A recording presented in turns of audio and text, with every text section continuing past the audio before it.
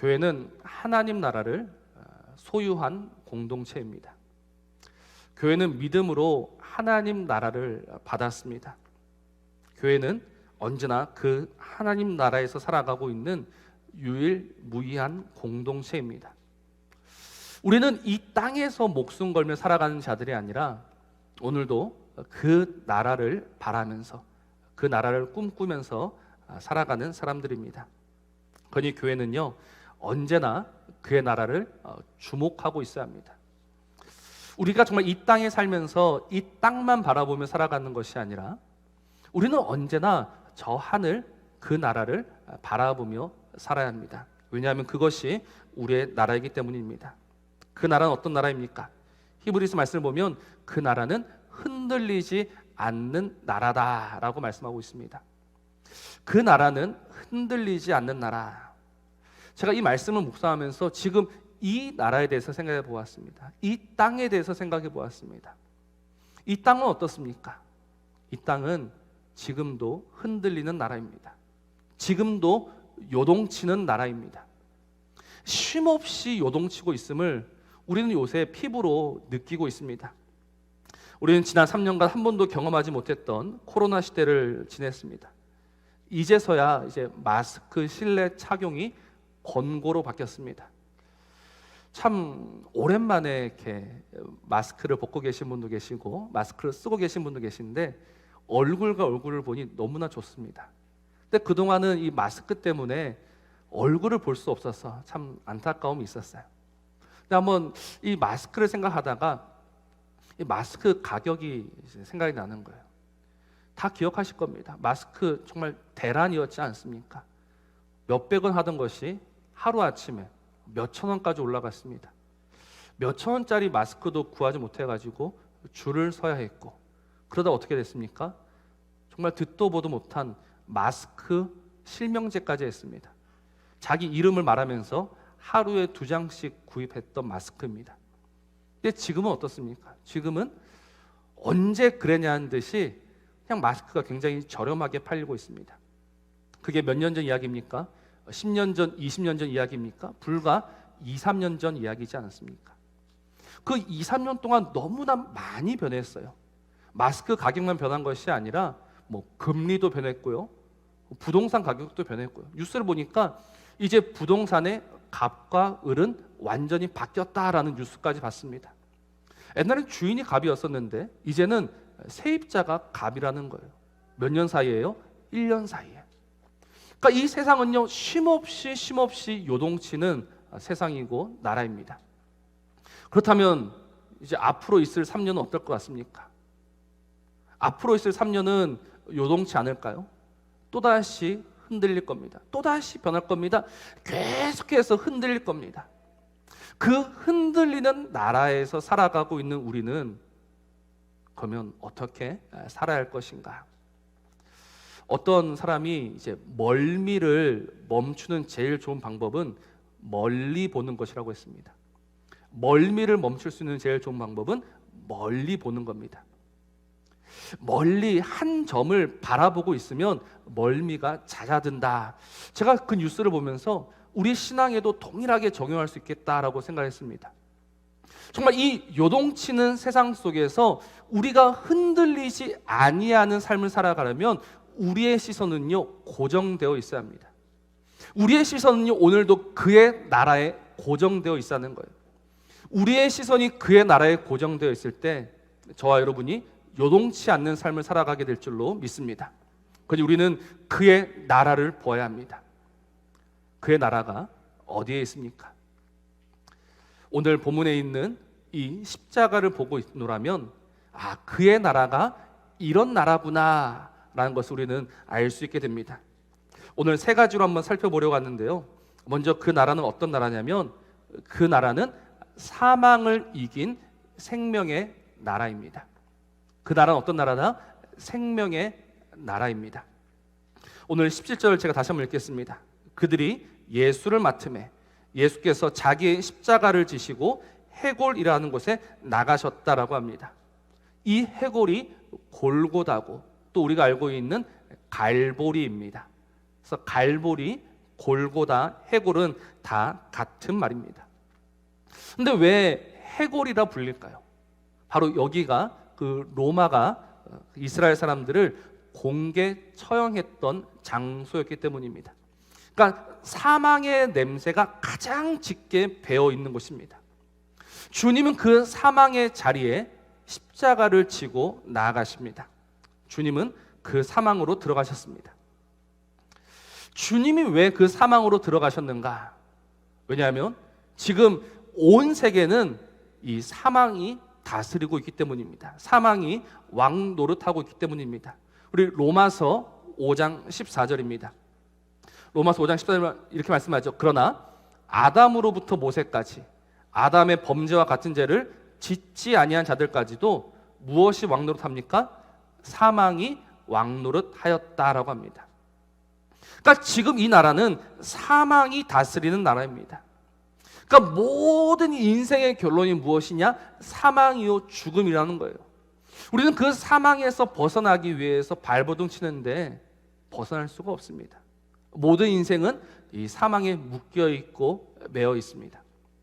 그래서 우리는 산다라고 하지만 무엇을 위해서 살고 있습니까? 결국은 그 죽음을 위해서 살아가고 있는 그런 존재인 거예요.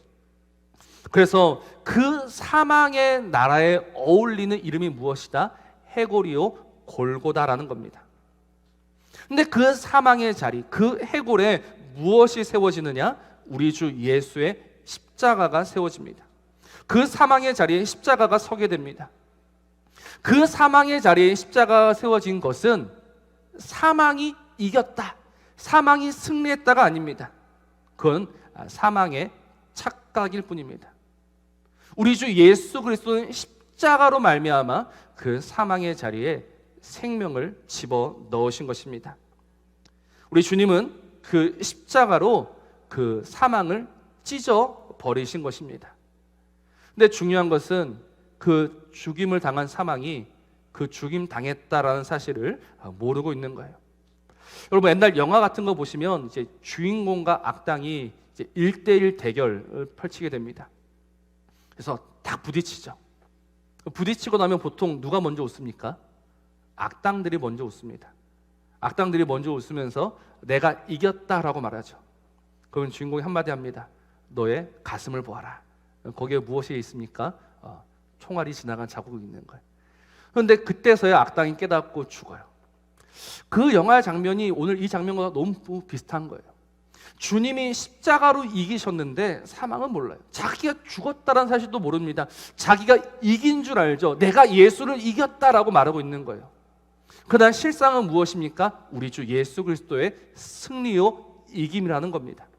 그래서 우리 주 예수의 이김과 승리 안에서 무엇이 세워지게 됩니까? 바로 그 하나님의 생명이 부어지게 된 거예요. 그 하나님의 생명이 가득하게 된 겁니다. 그래서 그 사망의 나라가 우리 주 예수의 십자가로 말미암아 생명의 나라가 되었다. 그러니 그의 나라는 어떤 나라냐? 생명의 나라다라는 겁니다. 그러니까 우리가 그 나라를 볼 때마다 그 나라 안에 가득 담겨 있는 무엇을 보아야 합니까? 생명을 보아야 하는 겁니다. 여기에 나의 생명이 있는 것이 아니라 그 나라에 나의 생명이 있음을 우리는 계속해서 듣고 또 듣고 다시 들어 알아야 한다는 겁니다. 왜 이 듣는 것이 중요한가? 그것은 이 사망이, 이 사단이 미혹의 영이기 때문에 그렇습니다. 제가 말씀드렸죠. 그들은 이미 죽었습니다. 그들은 아무 능력이 없습니다. 아무 능력 없는 그들이 창세기 3장 말씀을 보면 여전히 우리의 발꿈치를 상하게 하고 있습니다. 자신들이 졌다는 사실도 모르고 우리의 발꿈치를 물어뜯고 있단 말입니다. 그 발 뒤꿈치 물어뜯긴 사람들은 여전히 속아서 넘어가고 있죠. 우리는 졌다. 우리는 그 생명에 이를 수 없다. 그래서 그 사망의 이야기를 듣고 있노라면 나는 생명 없는 자처럼 여겨지게 됩니다. 그러나 복음은 무엇입니까? 복음은 그 사망은 졌고 그 생명이 우리 안에 임하였다는 겁니다. 그래서 우리는 이 복음을 듣고 또 들어야 하는 거예요. 계속해서 들어야 하는 겁니다. 여러분 신명기 6장의 그 쉐마를 아실 겁니다. 그 쉐마는 무엇으로 시작합니까? 들어라. 이 생명의 말씀을 들어라. 그리고 우리에게 이 말씀을 가르치라고 합니다. 언제 가르치라고 합니까? 길을 갈 때에도, 그리고 누워있을 때에도, 앉아있을 때에도 그 말씀을 손목에 메고 미간에 메고 쉼없이 가르치고 쉼없이 들려줘야 하는 겁니다. 그러니 정말 이 교회가요, 그의 나라를 바라보면서 그 나라 안에 담겨있는 그 생명의 은혜를 누리고자 한다면 교회는 무엇을 해야 하느냐? 듣고 또 들으라는 겁니다. 잔소리처럼 들리지만 계속해서 들으라는 거예요. 그 들음이 믿음이 되고 그 믿음을 통해서 생명의 은혜를 공급받게 된다는 겁니다. 제가 요즘 말씀을 전하면서 한 가지 고민이 있습니다. 그것이 무엇이냐면 내가 너무 이렇게 똑같은 이야기만 전하고 있는 것은 아닌가, 내가 너무 좀 다른 이야기도 해야 되고 여러 가지 이야기를 해야 하는데 너무 똑같은 이야기, 십자가만 이야기하는 것이 아닌가. 그래서 사람들이 지교하면 어떻게 하는가, 이런 고민을 하게 됐습니다. 근데 이런 고민을 하면서 하나님이 주시는 위로가 있었습니다. 그 위로가 무엇이냐면 복음은 복잡하지 않다는 겁니다. 복음은 여러 가지가 아니다라는 겁니다. 복음은 하나라는 겁니다. 그래서 사도 바울이 뭐라고 했습니까? 나는 그리스도와 십자가 외에는 말하지 않겠다. 나는 그리스도와 십자가 외에는 알지 않겠다. 그래서 오직 복음을 전했을 때 하나님의 나라와 하나님의 역사와 하나님의 생명은 부어지게 된 겁니다. 그러니 목사는 무엇을 해야 하느냐? 때를 얻든지 못하든지, 사람들이 듣든지 안 듣든지 이 복음을 전해야 하는 거예요. 우리의 생명은 어디에 있다? 그 나라에 있다. 그 나라를 보아야 한다. 정말 이 사망의 나라에서 그 사망의 메시지를 들으면서 또다시 넘어지면 쓰러지는 것이 아니라 우리는 그 나라에 그 생명이 있음을 알고 그 생명의 은혜가 지금 나에게 부어졌음을 알고 오늘 우리는 그 생명의 은혜를 누리면서 살아가야 하는 겁니다. 그래야지만 이 요동치는 세상 속에서도 흔들리지 아니하고 그 생명의 은혜를 누려갈 수 있는 겁니다. 다시 한번 말씀을 드립니다. 십자가는요, 사망을 이긴 십자가입니다. 사망을 찢은 십자가입니다. 그 십자가 위에 생명의 나라가 세워졌으니 오늘 그 나라를 통해서 생명의 은혜를 쉼없이 공급받는 저와 여러분이기를 주님의 이름으로 부탁을 드립니다. 그 오늘 본문에서 보여주는 그의 나라는 어떤 나라입니까? 그의 나라는요, 우리 가운데 임한 나라입니다. 오늘 18절 말씀을 보십시오. 이렇게 말씀합니다. 그들이 거기서 예수를 십자가에 못 박을새 다른 두 사람도 그와 함께 좌우편에 못 박으니 예수는 가운데 있더라 라고 합니다. 예수는 가운데 있더라. 근데 요한복음은 좀 특이합니다. 마태복음과 마가복음은 그 예수님의 좌우편에 달린 사람을 강도다라고 이야기합니다. 누가복음은 행악자다라고 이야기합니다. 근데 요한복음의 그 포인트는 그들에게 있지 않습니다. 그저 그들을 다른 두 사람이라고 합니다. 그럼 요한복음이 지금 말하고 싶은 것은 무엇이냐? 예수는 가운데 있더라라는 겁니다. 예수는 언제나 그들 가운데 계심을 그 십자가를 통해서 보여주는 거예요. 우리 주 예수의 십자가가 우리 가운데 세워짐으로 말미암아 그의 나라는 멀리 있는 나라가 아니라, 그 나라는 저 멀리 나와 동떨어지는 나라가 아니라 그 나라는 이미 우리 안에 임했다라는 사실을 분명히 보여주고 있단 말입니다. 우리 누가복음 17장 21절 말씀입니다. 우리 주님께서 하신 말씀입니다. 또 여기 있다 저기 있다고도 못하리니 하나님의 나라는 너희 안에 있다. 하나님의 나라가 어디에 있을까요? 우리는 그 하나님의 나라를 보아야 하는데 어디를 보고 계십니까? 하나님의 나라는 멀리 있지 않습니다. 하나님의 나라는 숨어 있지 않습니다. 하나님의 나라는 감춰져 있지 않습니다. 하나님의 나라는 이미 우리 안에 임한 그 나라인 줄로 믿으시길 바랍니다. 그러니까 사랑하는 이 하나님의 백성들이 우리 안에 있는, 우리 안에 실제하는 그 나라를 보아야 하는데 오늘 우리 안에 있는 이 나라를 놓치면서 살아가고 있는 겁니다. 아마 파랑새라는 동화를 다 기억하실 겁니다. 너무 오래된 이야기죠. 그래서 기억은 잘 나지 않지만 그 파랑새의 중요한 그 포인트가 무엇이었습니까? 파랑새는 멀리 있는 것이 아니라 이미 우리와 함께 있다 했습니다. 그 두 주인공들이 파랑새를 찾아보려고 추억의 나라도 가보고 밤의 궁전에도 가보았고 요정의 숲에도 가보았고 행복의 나라에도 가보았습니다. 거기 있는 것 같았지만 데리고 나올 때마다 그 파랑새는 사라지거나 죽고 맙니다. 그러나 나중에서야 깨닫게 되죠. 우리 집에 있던 그 새가 파랑새였더라는 겁니다. 마찬가지입니다. 하나님의 나라는 이미 우리 안에 있습니다. 하나님의 나라를 찾으려고 하나님의 나라에 가려고 애를 쓰는 것이 아니라 오늘도 우리가 알아야 할 것은 그 나라는 하나님의 능력과 하나님의 은혜로 그 십자가로 말미암아 이미 우리 안에 임하였고 우리는 그 나라 안에서 살아가고 있다는 겁니다. 오늘 그 나라를 다시금 주목하는 저와 여러분이기를 주의 이름으로 축원합니다. 그동안 우리는 무엇을 보았습니까?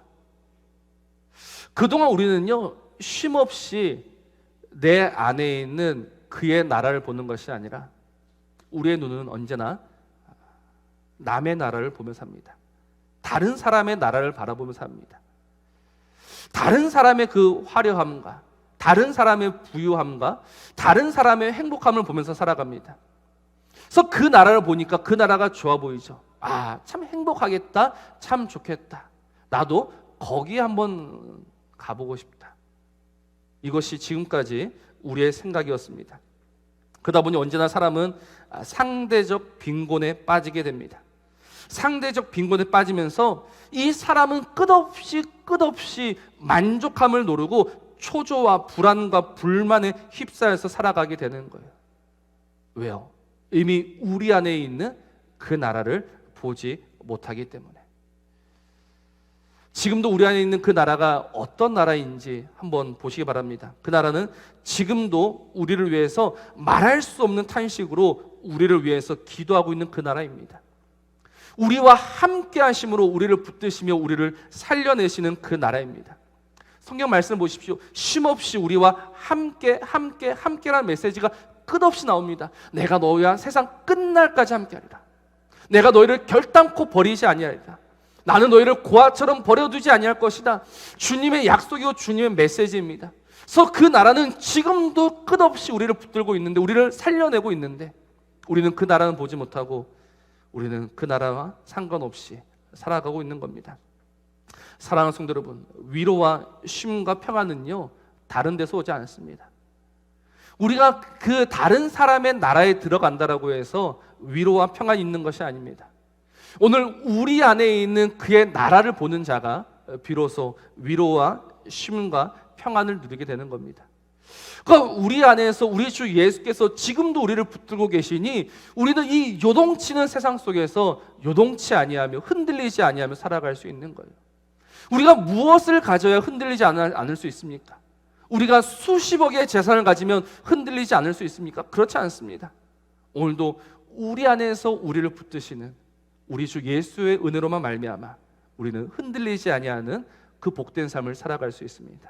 그러니 우리 주 예수께서 우리를 우리 안에서 꽉 붙들어주고 계시니 오직 그 예수로 말미암아 흔들리지 아니하며 그 예수로 말미암아 평안을 누리며 살아가는 그의 나라 백성들 되시기를 주님의 이름으로 부탁을 드립니다. 마지막으로 그의 나라는 어떤 나라입니까? 마지막으로 그의 나라는요 모든 사람들을 위한 나라입니다.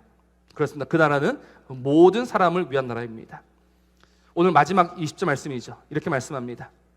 예수께서 못 박히신 곳이 성에서 가까운 곳으로 많은 유대인이 이 패를 읽는데 히브리와 로마와 헬라 말로 기록되었더라.